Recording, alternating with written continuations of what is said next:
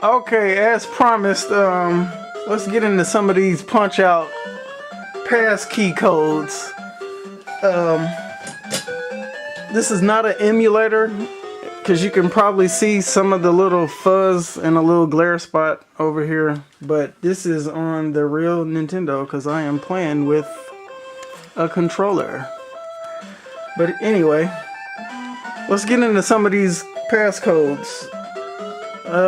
The first one is one that's not really a fight, but I believe this was the actual 1-800 help number when Nintendo Power magazine was in.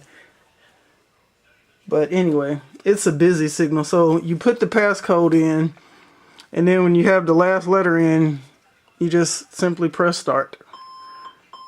And it's a busy signal. So that's one. That's one passcode.